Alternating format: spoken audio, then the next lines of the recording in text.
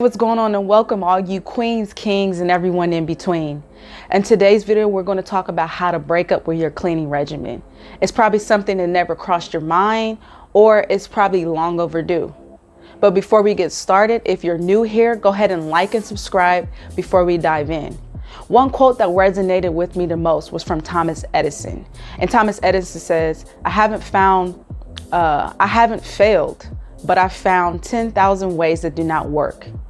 And that's basically what we're going to dive right into in regards to breaking up with our cleaning regimen.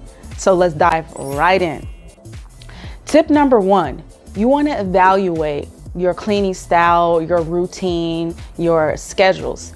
By evaluating, you're dissecting what's working for you and what's not. So you're seeing what you're able to get the most productivity and maximum use of your time when you're cleaning. If you're doing things that you're getting frustrated and you're like, I'm not able to get all the things done that I want to accomplish, then with evaluating, it's going to help you significantly. And if you're struggling with evaluating, I definitely would suggest assessment. It's basically taking 7 to 14 days to document what you're doing and what you're able to accomplish. If you're satisfied with that, then there's no need to break up with your regimen. But if you aren't, then go back to evaluating and saying, these are my standards, these are my expectations and priorities. Am I accomplishing these? And if you're not, cut that bad boy out of the picture. The second thing you're going to want to do is figure out what's the best time for you to clean. Now, I'm particularly a morning person. I do well and I excel in the morning. I get so much done. Some of you may not be morning people. You may be evening people or weekend or plus type cleaners. You just need to figure out what is the best time for you to clean. And knowing that will help you accomplish so much more, and it'll help you stay motivated, which is tip number 3. Find things that you enjoy cleaning. This is important because when you're able to find the things that you enjoy, it's going to motivate you to get the other things you don't care so much about. So I always suggest, and I will suggest this now, is you want to focus on the thing that's going to be a little bit more difficult and it's going to take a little bit more time.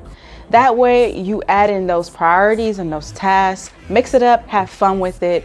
And that way in the back of your mind, you're not focusing so much on the task, but you're focusing on the things that brings you joy so you can accomplish that. That'll motivate you to get it done, and then making sure that you're cleaning at your most productive time. Tip number 4 is if the difficult task is a little too much for you, then you're going to either want to squat up or hire help. There's nothing wrong with asking for help. You have people who live in your house. You have roommates, kids, spouses, partners. Bring them on board and help delegate tasks. That way it's relieving stress and allowing you to accomplish more with your time.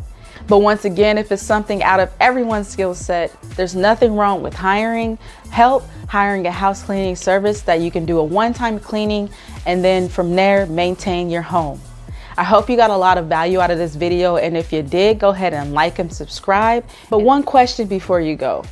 What is one cleaning regimen that you absolutely need to get rid of? Leave that in the description below. You might have a lot of common people who are dealing with the same thing. Throw out some tips that work for you and that allows you to be the most productive you. All right, in the meantime, stay blessed, not stressed. Take care.